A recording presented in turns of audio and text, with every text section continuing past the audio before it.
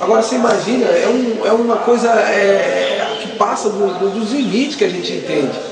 Agora nós não. Os discípulos, Jesus falou assim, vocês vão ser conhecidos, mas por outra coisa.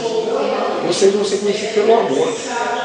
O amor, irmão, vai ser a nossa base. Né? Quando você ama o seu próximo, irmão, a pessoa, ela se espanta. É você ver uma pessoa na necessidade, uma pessoa... Você vê uma pessoa na dificuldade, com toda aquela vida que às vezes ela tem uma vida errada ali, que é um drogado, uma pessoa que está numa situação de prostituição, e você passa por ela e ela é o seu próximo. Então você é obrigado, você o quê? A estender a mão para ela. E dar um conselho, falar uma palavra. E ela perceber em você realmente um amor. Puxa vida, ninguém veio aqui falar comigo, você parou aqui, todo bonitinho, e veio falar comigo. A pessoa vai identificar você por isso. Puxa vida, eu estava ali, rapaz, olha, sentado, ninguém olhava para mim. Aí veio um rapaz, parecia ser crente, parou, passou e veio e conversou comigo. É essas diferenças, irmão, que as pessoas vão reconhecer nós. É através de um amigo dentro da empresa que te afronta, irmão. Porque a maior dificuldade nossa que nós temos no dia de hoje é sofrer afrontas. As pessoas hoje, o inimigo, ele percebe que a afronta, ela toca em nós. O camarada chega em você e afronta você. Às vezes é filho dentro de casa afrontando o pai. É filho afrontando mãe. Né? E isso traz a gente, né? Vai lá buscar na gente lá o velho homem, de querer reagir. E aí é onde a gente tem que mostrar o amor. Claro que com o filho você tem uma outra forma de trabalhar, porque é filho, então você pode educar como pai, né? Agora, lá fora do mundo, você não vai poder ficar fazendo isso. Você vai ter que agir com amor. A pessoa vai falar, meu Deus do céu. Dentro de casa os amores é diferente. Com filhos é amor agape, com a mulher é o elo, e fora de casa é o fraternal. Agora você vê, você já pensou, irmão Gaí, que está ali trabalhando, uma pessoa chega e começa a afrontar ela e fazer uma e outra coisa. E fazer coisas, irmão, que às vezes você fala, meu, eu tenho que falar um monte com esse cara. Mas aí você se segura. Aí você se segura, fala, Senhor, me segura aqui, porque se deixar eu vou descer da cruz. Eu vou descer da cruz. Eu não vou aguentar isso aí. E a gente tem que aguentar, irmão, porque é nisso que nós vamos ser reconhecidos. Não adianta a gente falar só de Jesus. Jesus é maravilhoso, Jesus salva. Porque as pessoas estão de olho na gente. Se a gente não conseguir testemunhar, se a gente não conseguir dar um valor realmente no cristianismo, para que as pessoas vejam em nós e falem, não, realmente eles são diferentes. Aquele ali não. As pessoas têm que ver isso aí, irmão. Foi o caso de Jesus, irmão. Quando ele chegou perante Pilatos ali, Pilatos ficou bobo, irmão, com Jesus. Pilatos ficou bobo. Tanto é que Pilatos, você vê que a Bíblia diz que ele tentou de alguma forma até tirar Jesus daquela situação. Porque sabe o que ele via nele?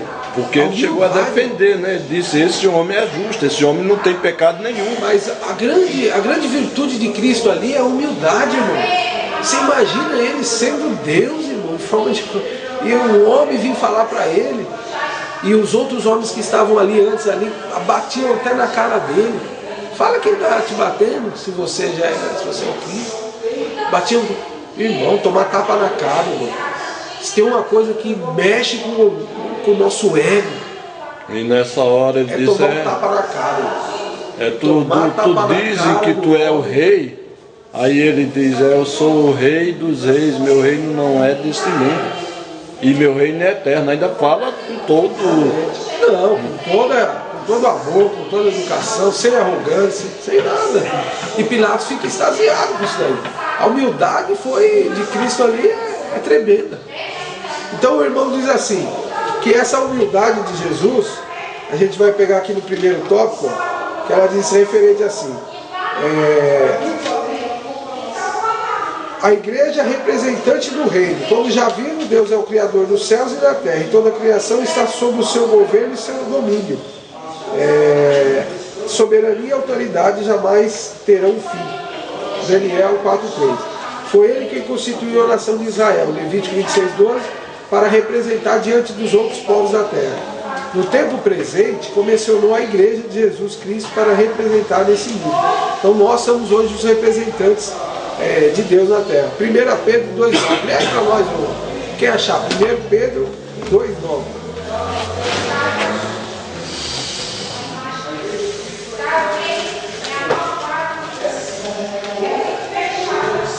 Vós, porém, sois raça eleita, sacerdócio real, nação santa, povo de propriedade exclusiva de Deus, a fim de proclamardes as virtudes daquele que vos chamou das trevas para a sua maravilhosa luz. Amém. Aí é Deus, Pedro falando que nós somos agora. Israel passou, né? Foi chamado, mas não quiseram, né? Rejeitaram,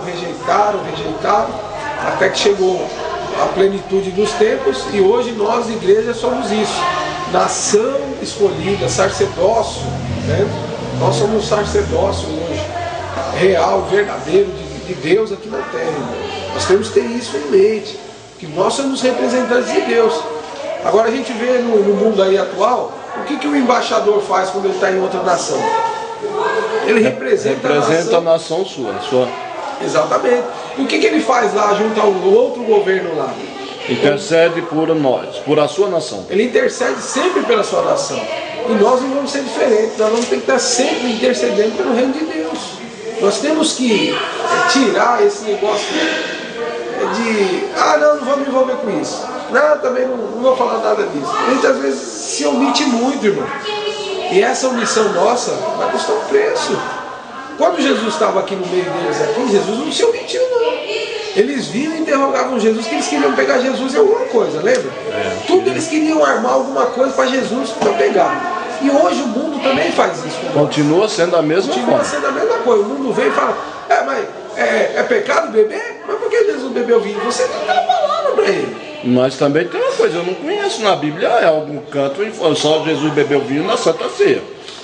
Só isso, mas em festa, como eles falam que lá nas bodas de Caná da Galileia, Jesus bebeu. Jesus só fez ali, que eu sei, ele só transformou água em vinho. Então, mas você, aí é por isso que ele mandou até que provassem. E ele por isso que a gente tem que estudar um pouco a Bíblia, irmão, porque senão uma hora o camarada pergunta assim para você não sabe de nada, né? Que nem a gente ouve às vezes lá, né? O irmão pergunta alguma coisa para o outro. Irmão, eu não sei não. Isso é o quê? É falta de estreitamento com a palavra de Deus, né? As pessoas hoje em dia, né, irmão, por causa da facilidade, ouve-se muito, né? Tem pregação no rádio, tem pregação na internet, tem pregação na televisão. As pessoas deixaram, irmão, de examinar as escrituras. Hoje em dia ninguém vai querer. Você pergunta, irmão. Eu ouço, tem gente lá no meu serviço, irmão, fica o dia inteiro do que eles foram ouvindo pregação. A pessoa deixa de examinar a escritura. Deixa de ler. Exatamente. E aí, irmão, é um risco. Porque a pessoa vai ouvindo um monte de coisa, irmão. Você vai ouvindo pessoas. E hoje em dia é uma infinidade de pessoas com várias linhas, né, de pensamento. As escrituras hoje, ela não fecha só num ponto só. Hoje em dia, até dentro da Assembleia de Deus, tem 3. Tem versão para isso, tem uma linha de pensamento essa, tem uma linha de pensamento sobre, né? Claro que alguns assuntos, não é tudo, meu irmão. Tem coisas que não tem como não fechar. Irmão, no rádio eu já vi uma pregação, pregação de um pregador falando que Jesus desceu ao inferno e foi pregar para as almas que estavam perdidas lá. Eu já ouvi isso. Eu escutei isso, irmão, faz uma semana eu escutei dentro do ônibus, uma pessoa pregando para outra, ela falando assim, irmão, Jesus já está condenado após a morte. Foi pregar um evangelho lá, as pessoas que tinham morrido e que não tinham ouvido o evangelho.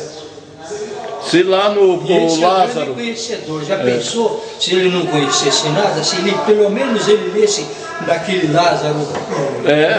que os que estão aqui não vão lá, e os que estão lá não vêm para cá. Exatamente. O problema, irmão, é que as pessoas é assim, elas escutam, né?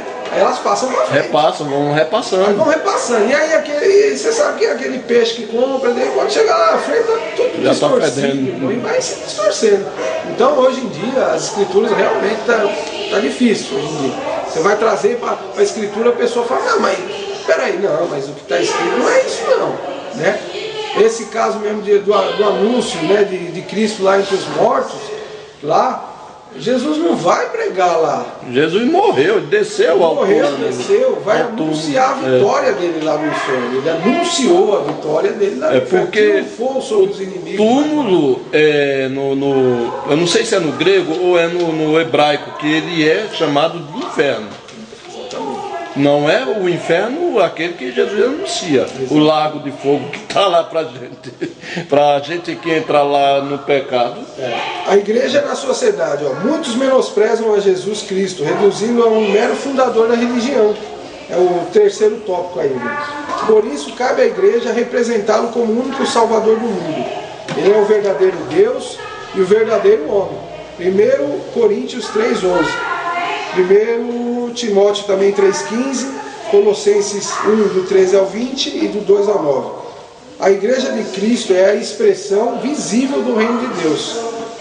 Vocês têm consciência de que Jesus fez e representa? Então hoje em dia, irmão, a gente teríamos, né, que viver uma vida, pelo menos, né, na sombra, né, vamos dizer assim, ou numa dimensão, né, aproximada de Cristo. Referente à humildade, é aquilo que eu estava falando. Quando Jesus fala da humildade ali, da criança ali, é algo que hoje em dia, que nem nós estávamos falando aqui, é difícil. Por quê? Hoje em dia as pessoas não querem mais ser vistas como uma criança. Hoje em dia, por causa talvez do orgulho, da soberba, de tanta coisa que tem nesse mundo aí, as pessoas querem ser vistas bem, né? Não, como assim, né? As pessoas não querem hoje mais ser vistas assim como uma criança, criança. Porque essa humildade da criança, irmão, ela é difícil. E Jesus, hoje em dia as pessoas querem, na maioria das vezes, quer ser mais que as outras. Não, porque eu tenho uma faculdade, porque eu sou formado nisso. Ou se não é na parte intelectual, a pessoa quer se gabar para cima da outra na parte financeira, né? Não, porque eu tenho uma casa não sei aonde, eu comprei um terreno não sei aonde. As pessoas, o mundo vive isso hoje. Infelizmente, irmão, isso tem vindo para dentro das igrejas. Infelizmente. Né? Haja visto, eu escutei um pastor comentando outro dia, e você vê que eu falei, meu Deus, como pode? Você vê um pastor, uma pessoa que tem um grande conhecimento, né? Ele ia indo num carro junto com outro pastor, carro zero, novinho, passou uma Brasília, fumaça saindo assim, e escrito assim no vídeo atrás, Deus é fiel. Ele olhou por mim, não que o camarada põe um negócio desse no carro desse. Vê que a mente hoje em dia, infelizmente, das pessoas, infelizmente, tem se voltado muito para o materialismo. As pessoas visam muito isso hoje, achando que Deus só é fiel com ele porque ele tinha um carro zero. E o outro irmão, Deus não era fiel com ele. Exatamente, achando que a fidelidade de Deus está ligada às coisas ao materialismo. Infelizmente, hoje a gente tem visto isso. Se a pessoa não é abençoada financeiramente, ela não tem bens materiais, irmão, misericórdia. O que acontece com aquele irmão? As pessoas perderam a visão hoje do reino de Deus. Quando Jesus disse, olha, as aves têm ninho, as raposas têm um covilzinho, o filho do homem não tem onde reclinar a cabeça. Um dos problemas que Jesus tinha na época, irmão, e infelizmente também era esse. Ele não era de uma família tão abastada, ele não era um homem, né, vamos dizer assim, da classe alta, ou média alta. E eles tiveram dificuldade de aceitar Jesus, a maioria teve dificuldade de aceitar Jesus pela essa pobreza que ele tinha financeiramente, vamos dizer assim. Ah, mas quem é Jesus? É um filho de um carpinteiro, veio de Nazaré, um bairro pobre, um bairro afastado. Mas você vê que Deus, irmão, ele veio para mudar totalmente a mentalidade do homem. Porque sabia que se Jesus viesse nascido dentro de um daqueles filhos de algum doutor da lei, algum homem grande, muitos aceitariam. Oh, mas ele é filho de Gamaliel, ele é filho de Nicodemos, irmão. Muitos aceitariam, irmão. Seria muito mais fácil. Mas quando...